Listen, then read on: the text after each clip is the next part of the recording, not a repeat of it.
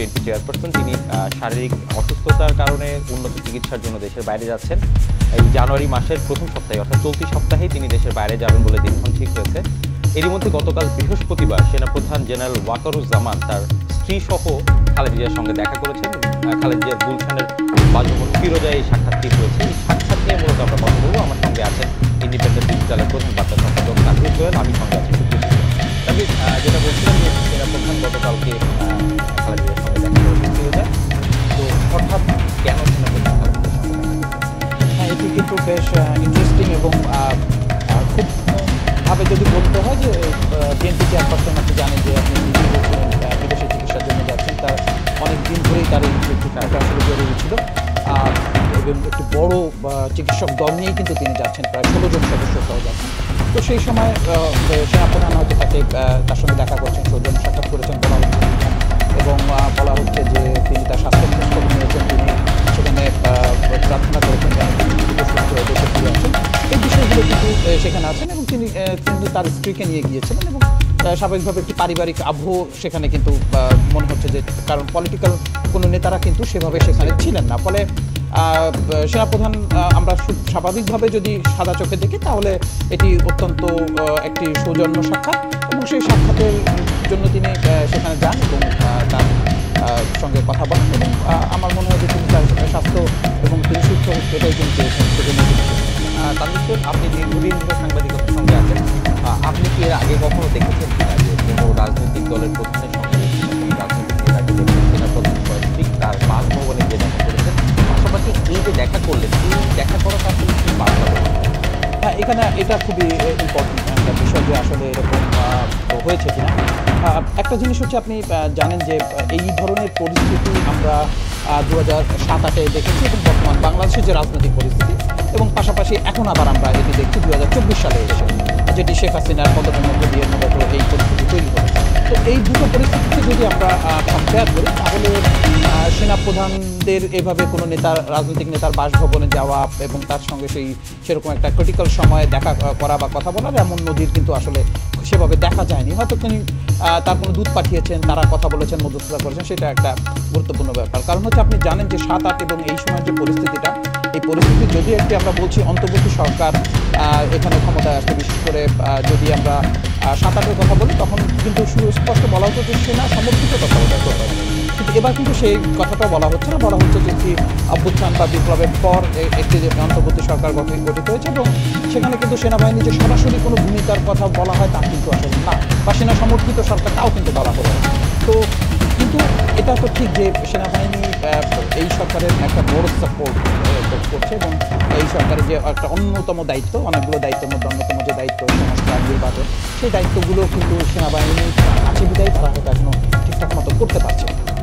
তো যে যাওয়াটা যেটা আপনি বলছিলেন যে এরকম পরিস্থিতিতে মধ্যে আসলে অতীতে কখনো গেছে কিনা, আমি কিন্তু এরকম দেখি না যে সেনাপ্রধান এরকম বড় রাজনৈতিক দল, বা আমরা যদি এইভাবে বলি যে এই মুহূর্তে নির্বাচন হলে ক্ষমতায় যাওয়ার যাদের সম্ভাবনা সবচেয়ে বেশি, সেই প্রধান রাজনৈতিক দল বিএনপির চেয়ারপারসনের বাসায় তিনি গিয়েছেন, দেখা করেছেন, কথাবার্তা বলছেন, সাক্ষাৎ করছেন, এরকম কিন্তু অতীতে আসলে আমাদের নজির নাই।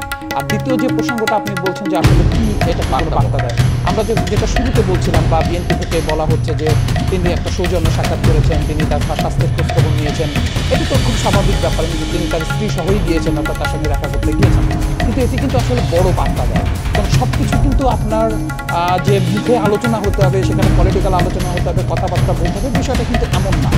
এই যে যাওয়াটা, এটাও কিন্তু রাজনীতিতে বড় বার্তা দেবে, রাজনৈতিক মহলে আলোচনা হবে, সরকারের মধ্যে আলোচনা হবে, অন্যান্য দলগুলোর মধ্যে আলোচনা হবে।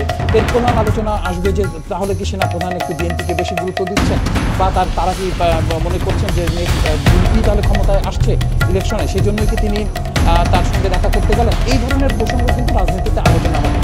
আমরা যদি এটি খুব সহজভাবেও ধরে নিই যে সেনাপ্রধান খুব স্বাভাবিকভাবেই খালেদা জিয়ার সঙ্গে দেখা করেছেন, কারণ হচ্ছে আপনি জানেন যে বিএনপি চেয়ারপারসন প্রায় 1 যুগ পরে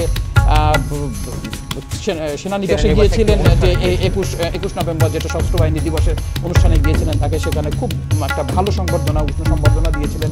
সেখানে সেনাপ্রধান কিন্তু তার সঙ্গে কথা বলেছেন, ডক্টর ইউনূস ছিলেন, তিনিও কথা বলেছেন। তো সেই হিসেবে তিনি এই মুহূর্তে ট্রিটমেন্টের জন্য যাচ্ছেন, সেনাপ্রধান সেখানে আসতেই পারে তার বাসায়।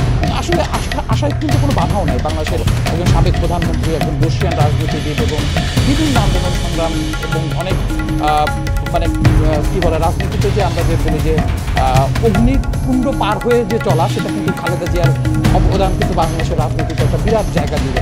তো সেই নেত্রী এখন বাইরে যাচ্ছেন বা ট্রিটমেন্টের জন্য যাচ্ছেন, সেখানে যাওয়াটা খুবই স্বাভাবিক। কিন্তু এর বার্তা যেটা আসে, সেটা সাধারণ রাজনীতিবিদদের মধ্যে আসে, সাধারণ মানুষের মধ্যে আসে, সেটি কিন্তু কোনোভাবে অ্যাভয়েড করার কোনো সুযোগ নেই। এখানে যদি বিএনপি থেকে বলা হয় সৌজন্য সাক্ষাৎ, হয়তো সেনাবাহিনী থেকে বলা হতো একেবারে সৌজন্য সাক্ষাৎ একটা ইস্যুর জন্য গেছে, কিন্তু আসলে এটি রাজনৈতিক অঙ্গনে অত্যন্ত গুরুত্বপূর্ণ ঘটনা, বড় ঘটনা এবং সর্বব্যাপী এটা আলোচনার মধ্যে চলবে। আপনাকে ছোট্ট করে আমরা উদাহরণ দিতে পারি। আপনার মনে আছে যে 2023 সালের সেপ্টেম্বর মাসে আমাদের সেই সময়ের প্রধানমন্ত্রী শেখ হাসিনা ভারতে গিয়েছিলেন একটা অনুষ্ঠানে যোগদান করতে, যেখানে জো বাইডেন মার্কিন প্রেসিডেন্ট সহ বিভিন্ন জায়গা থেকে লোকজন আসছিলেন এবং সেখানে একটা সেলফি তোলা নিয়ে আপনার নিশ্চয়ই আলোচনাটা আছে। অর্থাৎ সেখানে কিন্তু তিনি জাস্ট একটা অনুষ্ঠান, তার সঙ্গে 1 মিনিটের বা 2 মিনিটের একটা দেখা, তার মেয়েও সেখানে ছিলেন। সেখানে যে কোনো রাজনৈতিক আলোচনা বা কোনো কিছু হয়েছে তা কিন্তু না, তিনি একটা ছবি তুলেছেন। সেই ছবিটা কিন্তু অনেক গুরুত্বপূর্ণ ছিল, যে তাহলে কি যুক্তরাষ্ট্র বা শেখ হাসিনার ব্যাপারে তাদের অবস্থান পরিবর্তন হয়েছে? কিন্তু পরবর্তী কিন্তু আমরা দেখেছি কোনো অবস্থান পরিবর্তন হয়নি, কিন্তু রাজনীতির অঙ্গন জুড়ে কিন্তু এটি নানা ধরনের কথা হয়েছে যে তাহলে সব পরিস্থিতি কি ঠিক হয়ে যাচ্ছে, তাহলে কি সরকার যে কি একতরফা নির্বাচন করতে যাচ্ছে সেটা যুক্তরাষ্ট্র সমর্থন দিচ্ছে, বা যুক্তরাষ্ট্র কি তাহলে শেখ হাসিনার ব্যাপার নিয়ে তাদের মধ্যে যে অস্বস্তি ছিল সেগুলো ঠিক হতে গেছে। ঠিক একইভাবে কিন্তু বিষয়টা এমন যে আপনি যতই বলেন এই পর্যায়ে এসে যখন একজন দলীয় নেতা, অর্থাৎ একটি দলের নেতা সরাসরি এবং তার বাসায় গিয়ে তার সঙ্গে দেখা করা, সেটি রাজনীতিতে বড় বার্তা এবং এই বার্তা কিন্তু একজন এক একভাবে গ্রহণ করবে। এটা একেবারে দোষের কিছু না, হয়তো সেটা পারসেপশন হতে পারে, ধারণা হতে পারে, কিন্তু এটা গ্রহণ করবেই মানুষ। তানভীর, আপনি রাজনৈতিক বার্তার কথা বলছিলেন, আমি মোটা দাগে যদি একটা জায়গায় আপনাকে জিজ্ঞাসা করি, যে আমরা সম্প্রতি দেখছি যে অন্তর্বর্তী সরকারের সঙ্গে বিএনপির মোটা দাগে একটা বিরোধ আমরা দেখছি। বিএনপির নেতারা উপদেষ্টাদেরকে নিয়ে বক্তব্য দিচ্ছেন এবং উপদেষ্টারাও ইনিয়ে নানান কথা বলছেন যেগুলো বিএনপির সঙ্গে যাচ্ছে। সেনাপ্রধানের হঠাৎ করে বিএনপির সঙ্গে সাক্ষাৎ, এটা কি রাজনীতিতে এই অংশে কোনো প্রভাব ফেলবে? নিঃসন্দেহে প্রভাব ফেলবে, রাজনীতিতে প্রভাব ফেলবে। এইখানে যে সরকার বা আমরা যদি এই মুহূর্তে যে সরকারকে সাপোর্ট করছে, যে বৈষম্যবিরোধী ছাত্র আন্দোলন এবং আরও মোটা তাকে যদি আমরা বলি যে জামাতে ইসলাম, যারা সরাসরি সরকারকে সহায়তা করছে বা সরকারের যে চাওয়া যে দ্রুত নির্বাচন নয়, সংস্কার বা আদার্স, এইটাকে সমর্থন দিয়ে যাচ্ছে। কিন্তু তারা অন্যান্য দলগুলো কিন্তু চাচ্ছে দ্রুত নির্বাচন, কারণ পরিস্থিতি খারাপ হওয়ার আগে তারা একটা নির্বাচন চান। এবং মানুষের মধ্যেও তাই, যে সাবেক প্রধানমন্ত্রী শেখ হাসিনা তিনি যখন ক্ষমতাচ্যুত হলেন, তার একটা অন্যতম কারণ কিন্তু ছিল ভোট, অর্থাৎ ভোট না হওয়া, দিনের পর দিন ভোট দিতে না পারাটা এবং আমার পছন্দ মতো আমি ব্যক্তি চয়েস করতে না পারাটা, ভোটটা একটা বহিঃপ্রকাশ কিন্তু আলটিমেট, মানে এটা কিন্তু এমন না যে একদিনের জন্য ঘটে গেছে। দীর্ঘ একটা লম্বা সময়ে একটা ক্ষোভ তৈরি হওয়া, তত্ত্বাবধায়ক সরকার বাতিল হয়ে যাওয়া, একতরফা নির্বাচন, ভোট চুরির নির্বাচন, অনেক কিছু ক্ষোভ তৈরি হয়ে এই আন্দোলনটা কিন্তু গ্রহণযোগ্য হয়েছে এবং সেই অনুযায়ী শেখ হাসিনা সরকারের পতন হয়েছে। খুব সহজভাবে যদি আমরা এইভাবে দেখি যে কোটা আন্দোলন হলো এমনি শেখ হাসিনা পতন হয়ে গেল, কিন্তু আসলে এইভাবে দেখার কিন্তু সুযোগ নেই। তো সেই হিসেবে যদি আপনি বলেন যে সরকারের সঙ্গে বিএনপি কিন্তু আসলে সরকার এবং আমি বলবো জামাত ইসলামের সঙ্গে প্রকাশ্য দূরত্ব তৈরি হয়েছে এবং জামাত যেহেতু নির্বাচনটা এখনই এত গুরুত্ব দিয়ে চাচ্ছে না, বরং তারা সংস্কারটাকে গুরুত্ব দিচ্ছে, সরকারও একই রকমভাবে হচ্ছে। ফলে বিএনপি প্রকাশ্যে বলছে, আপনি জানেন আলমগীর, এছাড়া অন্যান্য যে নেতারা আছেন, আমি বসু মাহমুদ বলি, সবাই কিন্তু নির্বাচনের ব্যাপারে খুব গুরুত্ব দিচ্ছেন এবং এই যে ছাত্রদের যে আচরণটাকে তারা কিন্তু বেশ প্রশ্নের সম্মুখীন করছেন এবং কঠোর সমালোচনা করছেন, যেটি কিন্তু কিছুদিন আগেও তারা করেন না। এবং সরাসরি যে আমাদের তো কঠোর সমালোচনা করছেনই, তারা একেবারে ভূমিকা নিয়েও তারা এখন প্রশ্ন তুলছেন, যেখানে তারা একসঙ্গে জোট ছিলেন, একসঙ্গে দীর্ঘদিন পরে এসে যে কথাগুলো আওয়ামী লীগ বেশি বলতো, অনেকটা বলা যায় যে বিএনপির নেতাদের মুখে কিন্তু সেই কথাগুলোই এখন জামাতের ব্যাপারে আসছে।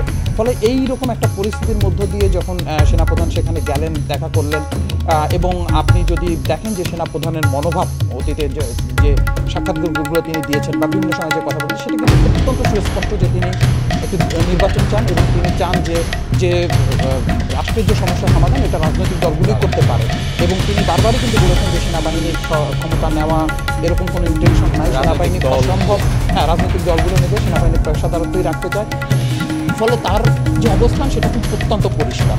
সেই পরিষ্কার অবস্থানটার মধ্যেই যখন তিনি খালেদা জিয়ার সঙ্গে দেখা করলেন বিএনপি চেয়ারপারসনের সঙ্গে, অর্থাৎ বিএনপিও কিন্তু একই কথাই চাচ্ছে, তারাও চাচ্ছে একটা নির্বাচনের মাধ্যমে যেই আসুক সেই ক্ষমতায় আসুক, সেই চাওয়াটাই তাদের। অর্থাৎ সেনাপ্রধানের এই চাওয়া এবং বিএনপি চাওয়ার মানে মধ্যে কিন্তু আসলে দেখা যাচ্ছে যে অনেকটা মিল, কাছাকাছি মিল আসে।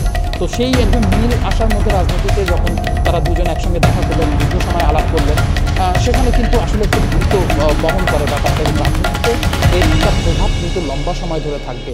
পাশাপাশি আপনি যদি আরও দেখেন যে সেনাপ্রধান যাকে নিয়ে গেছেন তার স্ত্রী শাহরানাজ কামালিকা রহমান, তিনি কিন্তু সাবেক প্রধানমন্ত্রী শেখ হাসিনার ফুফাতো বোন।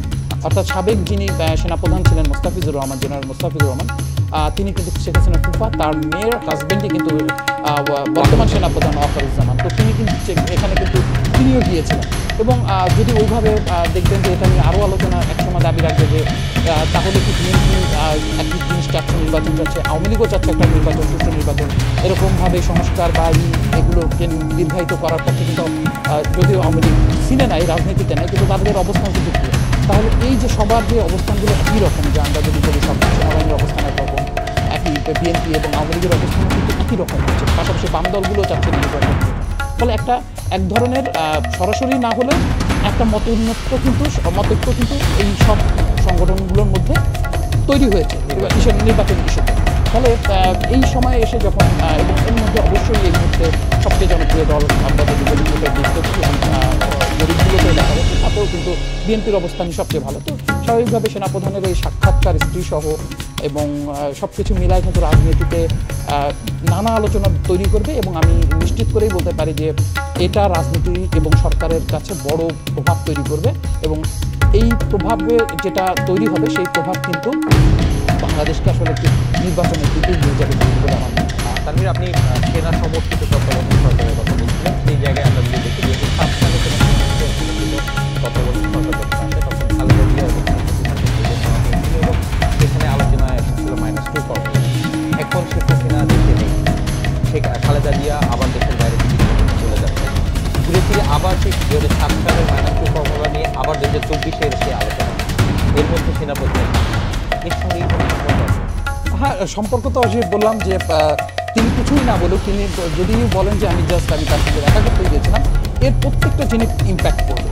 আমি আপনার একটা ছোট্ট গল্প আছে না এরকম, যে একজন নেতা তার বন্ধুর সাথে দেখা, বন্ধুটা গ্রামের খুব গরিব এবং নেতা এখন মন্ত্রী হয়ে গেছে।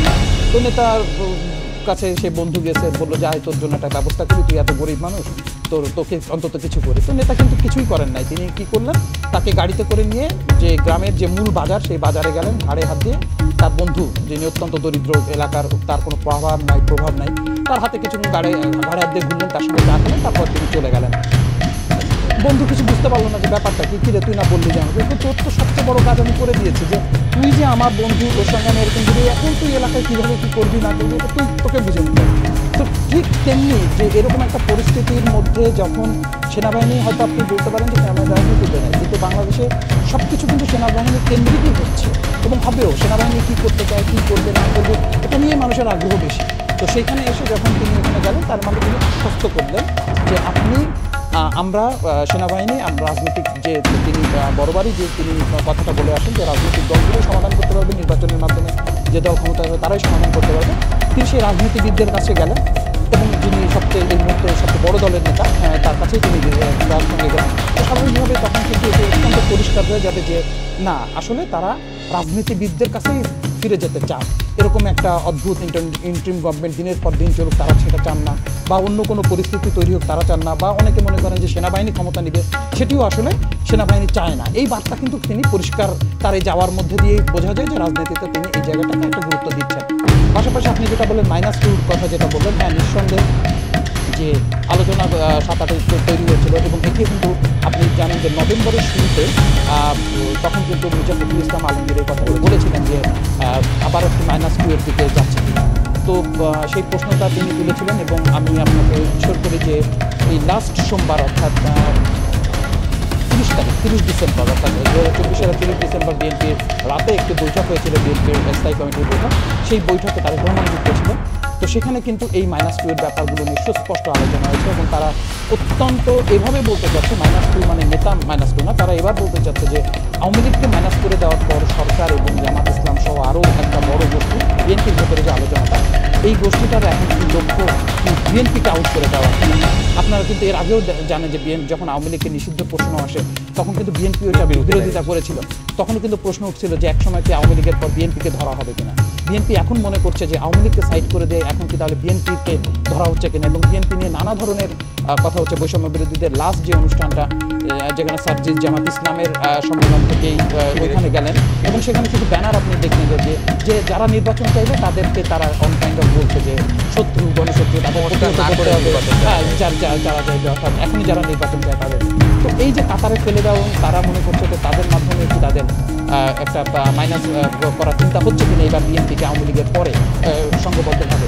তো সেটা যে হচ্ছে না সেটি কিন্তু আসলে সেনা প্রধান এখানে যাওয়ার পরে কিন্তু এটি পরিষ্কার, কারণ যে তিনি মনে করেন যে বিএনপি যে একটা রাজনৈতিক দল, বড় দল, দলের প্রধান শেখ খালেদা জিয়া তিনি একজন প্রধান, তো তাকে সেভাবে সম্মান জানানোতে এটা পরিষ্কার হয় যে তারা রাজনীতিতে আর কাউকে মাইনাস করার পক্ষে, যেটা কিন্তু তারা আওয়ামী লীগ নিষিদ্ধের পক্ষেও কিন্তু সরকার বা আমি যদি বলি যে সেনাবাহিনী বা কোনো দৃশ্যমান কোনো তাদের কোনো কর্মকাণ্ড ছিল না, কখনোই ছিল না। বরং তারা ওইভাবে বললে বলা যায় যে তখন কিন্তু বিএনপি সরকার আর রাষ্ট্রপতি সব কিছু মিলায় একটা ঐক্য এরকমই ছিল যে, এবং সেনাবাহিনীর দিক থেকেও না আসায় যে না আওয়ামী লীগকে নিষিদ্ধ করা আসলে উচিত হবে না।